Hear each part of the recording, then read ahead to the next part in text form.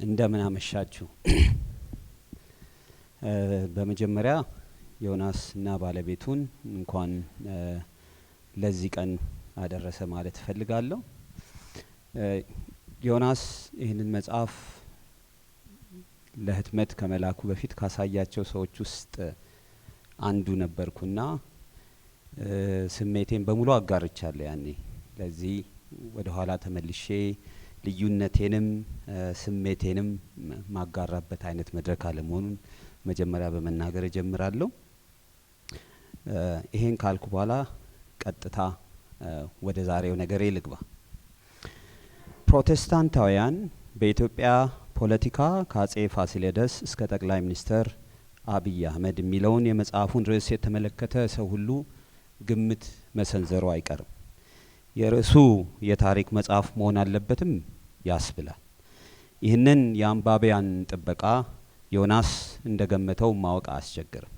ለዚህም ነው የመጀመሪያው ገጽ ላይ መጽሐፉ የታሪክ መጽሐፍ አይደለም በማለት የሚጀምረው። ይህን ያለበትንም ምክንያት አስረድተዋል። ታሪክን እንደ መንደርደሪያ ወይም እንደ መግባቢያ ነው የተጠቀምኩበት ማለቱ ነው። ከመግቢያው እስከ መጨረሻው ድረስ በታሪክ የተጠቀጠቀ መጽሐፍን ታሪክ እንደ መንደርደሪያ ወይም እንደ መግባቢያ ብቻ የተጠቀምኩበት የሚለው ብይን ከአብዛኛው አንባቢ ጋር የሚያስማማው አይመስለኝም። ታሪክ የጠበቃችሁ ሰዎች በእርግጥም ዝርዝር ታሪክ ታገኛላችሁ። የታሪክ መገለጫ የሆኑት የዘመኑ ክስተቶች ወይም ክንውኖች፣ የክንውኖቹ አውድና በክንውኖቹ ውስጥ አይነተኛ ሚና የተጫወቱ ግለሰቦች ሰፊ ገጽ ተሰጥቷቸው ትንታኔ ተደርጎላቸዋል። የዮናስ የታሪክ ትርክት ለየት ያለ ነው። ምናልባትም የመጽሐፍ ቅዱስ ንባቡ አተራረኩ ላይ ጫና ሳያደርግበት አልቀረም። እንደ አብዛኞቹ የመጽሐፍ ቅዱስ ታሪክ ሁነቶች ለተከሰቱበት አውድ መጠነኛ ቦታ ቢሰጥም ትርክቱን የሚያቀርብልን ከግለሰቦች ማንነት ጋር አሰናስሎና አዋስቶ ነው። ለዚህም ነው በርካታ የታሪክ ተዋንያንን በስም ጭምር እየጠራ የሚያቀርብልን። አንዳንዶቹን በጣም ስለተወዳጃቸው ጎረቤታቸው የነበረ ሁሉ ይመስላል። ጥሩ ተራኪም ነው። በትርክቱ የታሪክ ተዋንያኑ የሁኔታዎች ተገፊ ሳይሆኑ የራሳቸው ስሜትና ምርጫ የሚጫናቸው ሰዎች ሆነውም ቀርበዋል። ስለነሱ ማወቅ የምንፈልጋቸው የጎንዮሽ ጉዳዮች እንኳን ተካተዋል። እንዲህ አይነቱ አቀራረብ ለአብዛኛው አንባቢ ሳቢ እንደሚሆን እገምታለሁ። ዮናስ ታሪክ ዋነኛ ጉዳይ አይደለም ያለበት አይነተኛ ምክንያቱ ምንድን ነው? ታሪክ ሊያተኩረን እንዳንረሳበት የፈለገው መልእክትስ ምን ይሆን ብዬ ጠይቄያለሁ። ጥሩነቱ ዮናስ አይደብቀንም። ዮናስ እንደ ሁሌው በዚህ መጽሐፍ ውስጥ በግልጽ የሚነበብ ሰው ነው። ምን ሊል ፈልጎ ነው በሚል ግምት እንዳንወዛገብ እድል እንኳን አይሰጠንም። ስሜቱን፣ እምነቱን እና ምኞቱን ፊት ለፊት ያስቀምጥልናል። ደብቆ ሊያሳምነን የሚፈልገው ነገር የለው። በእርግጥ በመጽሐፍ ውስጥ ከምንም በላይ ለራስ ታማኝነትና እውነተኛነት ይታይበታል። ይህን ስል ቁጥብነት ያሳየባቸው ቦታዎች የሉም ማለት አይደለም። ራሱን ጀብደኛ ሰማዕት የማድረግ ፍላጎትም የለውም። የሚፋለምባቸውን ርዕሰ ጉዳዮች በጥንቃቄ ይመርጣል። ተነጥሎ ለራሱ ብቻ መቆም የሚያስፈልገው ቦታ ላይም በራሱ መቆም አይቸግረውም። የትኩረት አቅጣጫውን ሲነግረን ገጽ 37 ላይ የስልሳዎቹ ልጆች ታሪክ የዚህ መጽሐፍ ትኩረት ነውና ይለናል። የስልሳዎቹ ልጆች ታሪክ ወይም በዮናስ ቋንቋ የያ ትውልድ የመጽሐፍ አብይ ጉዳይ ናቸው። እነማን ናቸው ለሚለው ጥያቄም በግልጽ ገጽ 144 ላይ እንግዲህ እነዚህ ሶስት የያ ትውልድ ዘመን ፍጥረቶች ማለትም ኮሙኒስታውያን፣ ኢህአፓ፣ መኢሶን፣ ጴንጤቆስጣውያን በቅንፍ ውስጥ የዩኒቨርሲቲው ቡድን እና ፕሮቴስታንት ሶሻሊስት ብሔርተኞች በቅንፍ ውስጥ ሌንጮ ለታ፣ ባሮ ቱምሳ ትውልዶች ሲል ይገልጻቸዋል። ከነዚህ ሰዎች ሀሳብ ጋር ሲጣላ ብታገኙ በመጽሐፍ ውስጥ ግን ሰዎቹን ወዳጆቹ ሆነው ታገኟቸዋላችሁ። ኮሙኒስታውያን ሆነ ፕሮቴስታንት ሶሻሊስቶቹ ብሔርተኞች የመጽሐፉ ጭብጥ አካል ቢሆኑም የመጽሐፉ ዋነኛ ትኩረት ግን ጴንጤቆስጣውያን ናቸው። ይህንን ለማመልከትም ገጽ 45 ላይ ወንጌላውያኑ በሰረዝ እንደገና ጴንጤቆስጣውያኑ ቢሆኑ ለዚህ ፖለቲካ ሃይማኖታዊ ፍጥጫ እጅ ያጠራቸው አይመስሉም። የዚህ መጽሐፍ ትኩረት ይሄ ሀሳብ ላይ ስለሆነ ይለናል። ከዚህም ተደራሲ የሆኑ ፕሮቴስታንታውያን፣ ወንጌላውያን፣ ጴንጤቆስጣውያን ናቸው። ለምን እነዚህን ባንድ ላይ የደራረበ እንደሚጠቀማቸው ማብራርቷል። ዮናስ የጴንጤቆስጣውያን ያ ትውልድ የሚለው ትውልድን ብዙ ምህረት አያሳየው፣ አምርሮ ይወቅሰዋል። የነርሱ አታይ የሚከተሉትንም ልጆቻቸው ግርፎች የልጅ ልጆቻቸው ብሎ ይወቅሳቸዋል። ወቀሳውንም እንዲህ ሲል ይገልጻል። ይህ ትውልድ ሆነ የሚመጣው ትውልድ የዚያን ትውልድ ልጆች አምርሮ የሚወቅስበት ያ ትውልድ ፖለቲከኞቹ ሆነ የጴንጤቆስጣውያን ልጆች አሁን የገባንበት ምስቅልቅል የህይወት ዛፍ የተከሉና ያሳደጉ እነሱ መሆናቸውን አምነው የመቀበልና የመጸጸት መንፈስ በጭራሽ አይታይባቸውም ይላል ገጽ 129 ላይ። ዮናስ ከተደራሲያኑ ጋር ያለው ዝምድና ምንድን ነው? ዮናስ ሉተራዊ አማኝ መሆኑን አይደብቅም። ከ1970ዎቹ በፊት ያለውን ሉተራዊ ማንነቱን ሆነ ፕሮቴስታንታዊ ማንነትን የሚወቅስበት ነገር ቢኖረውም በአብዛኛው በበጎ ገጹ ያነሰዋል። ከገጽ 150 እስከ 154 ላይ ከ1970ዎቹ ጀምሮ የተፈጠረውን ድንበር የለሽ አንድነት በሱ ቋንቋ ወንጌላዊ ጴንጤቆስጣዊ አንድነት ግን ምቾት አይሰጠውም። ድካሙ ጎልቶ ይታየዋል።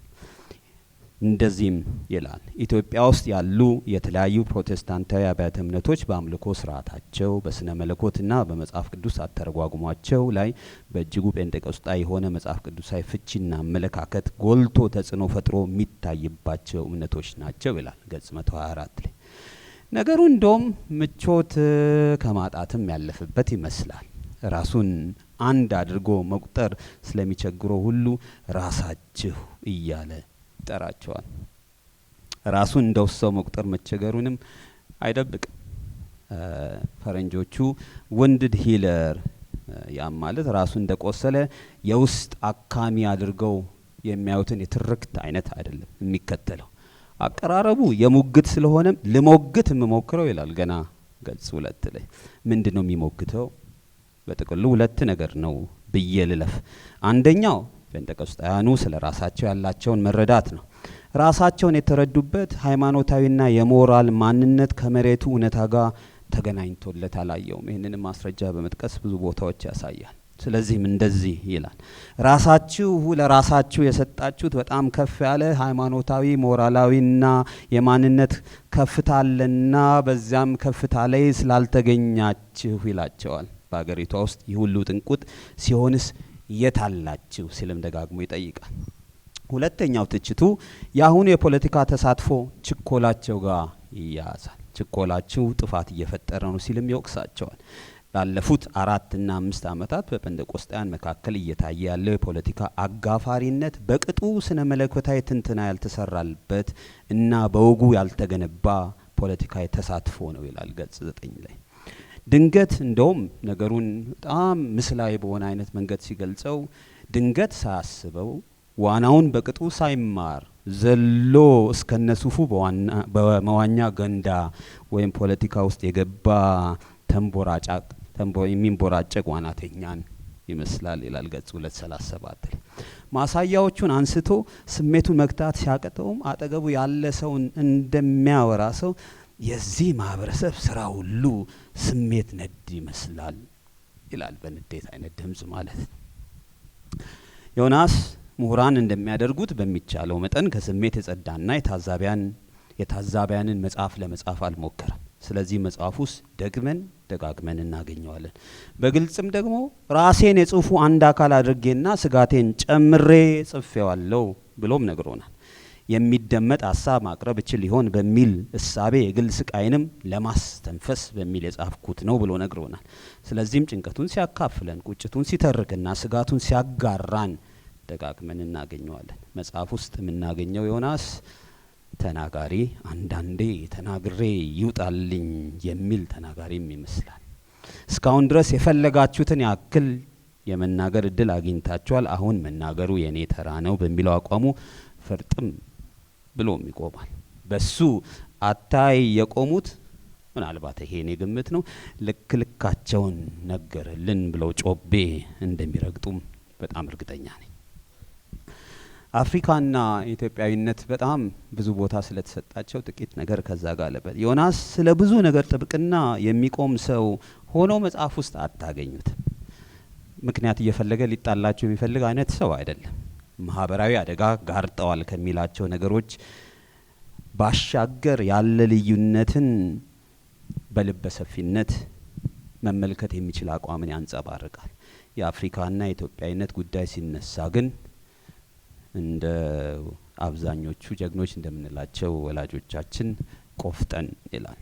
ራሱን እንደ ፓን አፍሪካዊ ሲገልጽ ለኔ ወይም ኢትዮጵያ እያለ ይገልጻል። ለምሳሌ ገጽ 236 ላይ የራሳችን የሚለውን አውድም ለመግለጽ የቀመረው ቃል ኢትዮ አፍሪካ የሚለው ነው። ኢትዮ አፍሪካ በልዋጭ ፓን አፍሪካዊነት ሲልም ይገልጸዋል ገጽ 257። ለዚህም ነው የአፍሪካና የኢትዮጵያ ጉዳይ በምዕራባውያን እንደተንኳሰሰ ሲሰማው ከነሙሉ ትጥቁ ይጋፈጣል፣ ይፋለማል።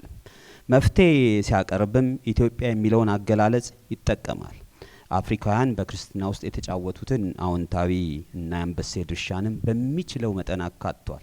ታላቅ አስተዋጽኦን በባትሪ ጭምር እያፈላለገ አወድሷል። ክርስትና ስር ሰዶ አፍሪካ ውስጥ ተጽዕኖ የሚፈለገውን ያክል መፍጠር አለመቻሉ የፈጠረበትን ማዘን ደጋግሞ ገልጿል። መወደሰ ኢትዮጵያ ሊባሉ የሚችሉም በርካታ ገጾች አሉት። እንደ ምሳሌ ከገጽ 232 እስከ 248 ያሉትን ማንሳት ይቻላል። በብሔርተኞች የሚወቀሱትን እንደ ሚኒሊክ ሁለተኛ እና እንደነ ጎበና ያሉ መሪዎችን መከላከል ብቻ አይደለም፣ እንደ ጀግና እንዲታዩም ጭምር ይሟገትላቸዋል። ኢትዮጵያ የትላንት በጎ ጎና በበቂ አልተወደሰም በሚል ይመስላል ጥሩነቷን የሚያጎሉ ታሪኮችን ከዚህም ከዚያም መዟል። ለመጀመሪያዎቹ ለእስልምና ስደተኞች መጠለያ መስጠቷን ገጽ 17 ላይ ጠቅሷል። ይህ ሀሳብን ያነሳው ግን አንዳንዶቻችን እንደምናደርገው እስልምና ያልተከፈለ እዳ አለበት ለማለት አይደለም፣ ቅብብሉን ለማንሳት ነው። የዚህ ማሳያው በአንድ ትንፋሽ በሚቀጥለው አንቀጽ ላይ አንድ የእስልምና ኢማም ከኦርቶዶክስ ፓትርያርክ ለማምጣት ወደ ግብጽ በመልእክተኝነት ተልከው ብዙ ጥረት ማድረጋቸውን ታሪክ ይነግረናል ይላል። ግቡ ዘመን ዘለቅ የመቻቻልና የአብሮነትን ታሪክ ማንሳት ነው። ስለ ኢትዮጵያ ባህላት ያለው አመለካከትም እጅግ ቀና ነው። ይህ ቀናነቱ ተቀናቃኞች የሚላቸውንና አንዳንዴም ደፈር ብሎ የግልሙትና ባህሪ ሊቅነት ያጠቃቸው የሚላቸውን ሊቃን ባህል የማስፋፋት ጥረትን ጭምር በልዩነት እንዲያደንቅ አስችሎታል። ብዙ የጴንጤቆስጣይና ፕሮቴስታንት ማህበረሰብ ከሚመለከትበት በተለየ አተያይ ለምሳሌ ያክል ገጽ 217 ላይ እንደ እኔ ኢሬቻን ባህል እንደገና እንዲያንሰራራና በሀገሪቱ ውስጥ ሁነኛ ስፍራ እንዲኖረው ያደረገው የኦሮሞ ሊቃን ትግል እጅግ ሊመሰገንና ሊበረታታ ይገባዋል ይላል። ይሄንን ተከትሎ የሚወርድበትን ውርጅብኝ ሳያውቀው ቀርቶ ግን አይደለም። የአማርኛ ፊደልን ማስመልክቶ በኩራት ጢም ብለው ነው የሚያወድሰው። በአፍሪካ ውስጥ ህያው ሆኖ የቀረው ብቻውን ሆኖ የቀረው አፍሪካዊ ፊደልና ኩራት የሆነው የግዕዝ ፊደል ነው ይላል ገጽ 225 ላይ። ከ5 ገጽ በኋላም ደግሞ ታላቅ የሆነ አፍሪካዊ እሴት ሲል ያንቆለጳጵሰዋል። አገርተኝነቱ እጅግ ስለሚጫነውም የቋንቋ መዋዋስን እንኳን በበጎ አያየው። ለማሳየትም ፊንላንዳውያን ኮምፒውተር የሚለውን ቃል በራሳቸው ቃል ለመተካት ያደረጉትን ርብርብ ይህ ነው የምሁር ስራ ሲል ያሞግሰዋል፣ ያወድሰዋል። ኢትዮጵያዊ ሰው ማግኘት ከፈለጋችሁ እዚህ መጽሐፍ ውስጥ አለ ለማለት ነው ያነሳሁት።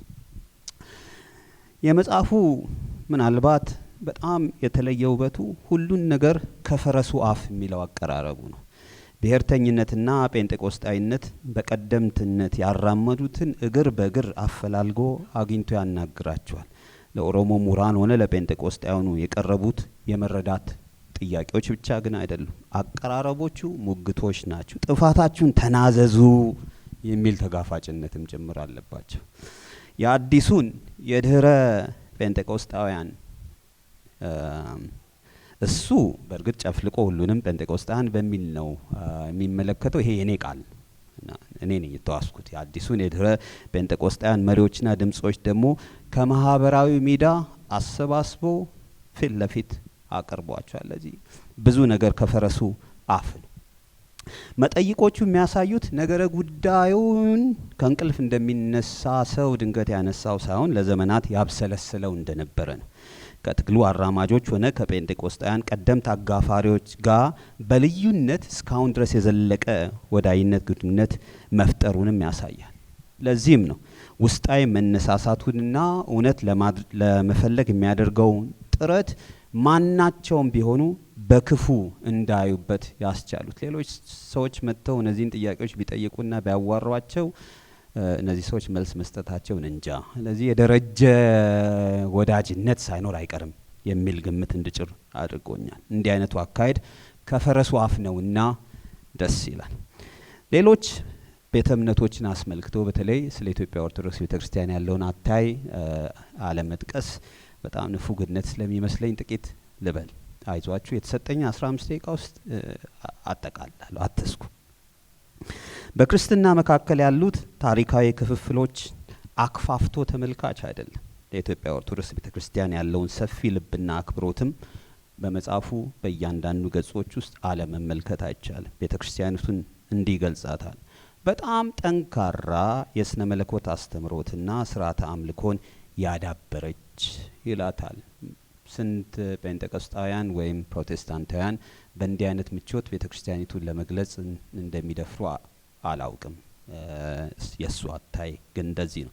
በሌላም ስፍራ ከኢትዮጵያዊነት በላይ የገዘፈውን አሳይቻቸዋለሁ። ኢትዮጵያዊነት የቱን ያክል ለሱ ቅርብና ዋነኛ ጉዳይ እንደሆነ ቤተክርስቲያኒቱን ግን ሲገልጻት ከኢትዮጵያዊነት የገዘፈውን አፍሪካን ኢንዲጂነስ ክርስቲያኒቲ ተብሎ በሌሎች እውቅና ዓለም አቀፍ ምሁራን ዘንድ በጥልቀት የሚጠና ብሎ ያቀርበዋል። ገጽ 238 ላይ ቤተክርስቲያኒቱን ያለ አግባብ ከፕሮቴስታንትና ከእስልምና የበለጠ የጥቃት ሰለባዎች እንደሆነችም አድርጎ ያቀርባል። 208 ላይ የኦርቶዶክስን እምነት በተቹበት መጠን ግን እስልምናውን ሲተቹ ወይም ሲወቅሱ አይሰሙም ይላል። ለምሳሌ ያህል ብሔርተኞች ከቤተ ክርስቲያኒቱ ጋር የሚደረገውን ግብንም ቢሆን በበጎ አይን አይመለከተውም።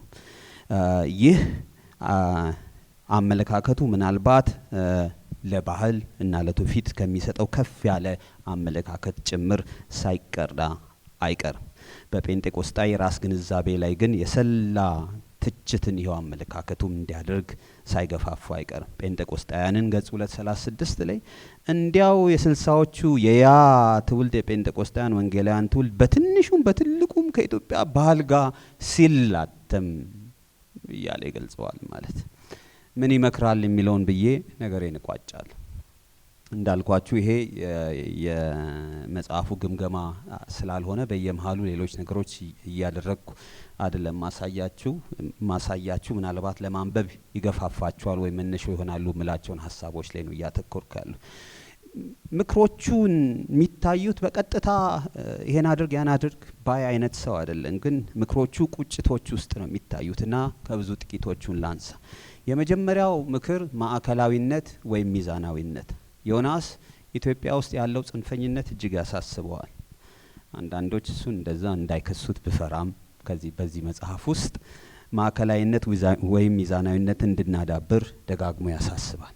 ጥሎብን ይላል። የቁጭት አይነት ድምጽ ነውና እንደው የሆነ ነገር እያማጠ ነው የሚመስል። ጥሎብን ጽንፍ ለጽንፍ ወጥሮ መጓተት እንጂ ሌላ ማዕከላዊ አማራጭ እንዳለ የማይታየን ህዝቦች ሆነናል ይላል ገጽ 221 ላይ። በጽንፍ ጫፍ ያሉትንም ብሔርተኞቹ ኢትዮጵያኒስቶቹ ናቸው ይላል ገጽ 256 ላይ። የብሔርተኞችን ጽንፈኝነት የሚላቸውን ነገሮች ወይም ጉድለቶች ሳነሳ የሚያልፍባቸው ገጾች ካሉም በጣም በጣት የሚቆጠሩ ናቸው። ኢትዮጵያኒስቶችም ቢሆኑ ከብሔር ፖለቲከኞች የማንሱ ሌላ ጽንፈኞች ናቸው ይላል ገጽ 258 ላይ። ሌላኛው ጽንፈኝነት ተወቃሽ ደግሞ ጴንጤቆስጣውያን ናቸው ብሎ ስለሚያምን ፖለቲከኞቹና ጴንጤቆስጣውያኑ ያ የማዕከላዊነት ወይም የሚዛናዊነት አስተሳሰብ ክፉኛ ይጎፈንናቸዋል ሲል ይወርፋቸዋል ገጽ 258 ላይ። ይሄ አንደኛው ማዕከላዊና ሚዛናዊነት ይኑረን የሚለውን ለመናገር የሚሄድበት መንገድ ነው። ቀጥሎ ዮናስ ሌላኛው በጣም የሚያተክሩበት ነገር አገርኛ መፍትሄ የሚባለው። ዮናስ ልናደረጃቸው ምንችላቸውን አፍሪካዊና ኢትዮጵያዊ እሴቶች ትተን ከምዕራባውያን ለመዋስ መጣደፋችንን በብርቱ ይተቻል። እንደዚህ ይላል ገጽ 236 ላይ ኮሙኒስታውያን ሆኑ ጴንጤቆስጤያኑ የሚያመሳስላቸው ነገር ቢሆን በራሳቸው ኢትዮ አፍሪካ ውስጥ ያለውን ፖለቲካዊ፣ ማህበራዊ፣ ሃይማኖታዊ፣ ስነልቦናዊ መፍትሄ የመመልከት ምንም አይነት ፍላጎት ሲያሳይ ወይም ጥረት ሲያደርጉ አለመታየታቸው ነው ይላል። ሌላኛው ምክሩ ትንቢታዊ የቤተክርስቲያን ድምጽ ነው። ዮናስ ቤተክርስቲያን እንደኛ ላለ የእምነት ማህበረሰብ አዎንታዊ ማህበራዊ ሚናን መጫወት ትችላለች ብሎ ስለሚያስብ ይቆጫል። እንደዚህ ይላል። ጉዲና ከተወገደ ወዲህ የኢትዮጵያ ቤተክርስቲያን ኦርቶዶክስም ሆነ ካቶሊኩ ወይም ፕሮቴስታንቱ ጴንጤቆስጣዩ እንደ ቤተክርስቲያን መካነ ኢየሱስ እንዳደረገችው በቅንፍ ውስጥ ወይም በግለሰብ ደረጃ ጉዲና እንዳደረገው ለፍትህ፣ ለርትህ ወይም ለተገፉትና ለተጨቆኑት ወይም ድምጽ ለሌላቸው ድምጽ ለመሆን መንፈሳዊ ሞራልና ጥንካሬ ያለው ግለሰብ ሆነ ተቋም የማየት እድል እስካሁን አላጋጠማትም ይላል። እንዲሁኑ ማለቱ ነው ሲቆጭ። ከዛም ለአውድ መልስ የሚሆን የአደባባይ ስነ መለኮት እንዲዳብርም ጽኑ ፍላጎት አለው። ስለዚህ እንዲላል እንዲህ ይህንን ጉዳይ በበሰለ መንገድ አማንያኑ ሊያስተናግዱት እንደሚገባ በስነ መለኮት መምህራን በኩል ያስተምሮት መፍትሄ ሲቀርብ የማይታየው ለምንድነው ይላል። ለምንድነው እዛው ተነጋግራችሁ እርስ በርሳችሁ አውርታችሁ ነገርን የምትተውት ብሎ ይወቅሳል። እኔንና መሰል ሰዎችን ማለት ትችቱ ምን ቀበለው አይነት ትችት ነው። የመጨረሻ ንግሬን ልበልና ምን ይላል? ወደ ክርስቲያናዊ ፖለቲካ እንመለስ ይላል። የክርስቶስ ወደ ክርስቶሳዊ ፖለቲካ እንመለስ ይላል። የክርስቶስ ፖለቲካ የሚለው ባልንጀራህን እንደ ራስህ ውደድ የሚለውን ጥሪ ነው። ባልንጀራነት ደግሞ ሰውነትን መቀበል ነው። ይህ እንዲሆን ከብሔር ፖለቲካ መላቀቅ የግድ ነው ብሎ ይሞግታል። እንደዚህ ይላል ገጽ 326 ላይ በጽንፈኛ ብሔርተኝነት ፖለቲከኛ ሃይማኖተኛ የክርስቶስ ሰው ተኮር ፖለቲከኛ ክፉ ይጎረብጠዋል ሲል ይወቅሳል ማለት። እዚህ ለመወቀስ የምትወዱ ወዳጆች እዚህ መካከል ካላችሁ፣ ለመሞገት የምትፈልጉ ወዳጆች እዚህ መካከል ካላችሁ እኔ በጣም ራዲካል ሊስኒንግ ፖስቸር ነው የሚያስፈልገን ብዬ ነው የማስበው። እኛን የምናይበት መንገድ እንዳለ ሆነው በሌሎች አይን እንዴት እንደምንታይ ማድመጥ አለብን። ይሄ መጽሐፍ ከዛ አንጻር በጣም ትልቅ ሚና ይጫወታል። አስተያየት እንድሰጥ እድል ስለሰጠኝ አመሰግናለሁ። ስላደመጣችሁኝ እግዚአብሔር ያክብርልኝ።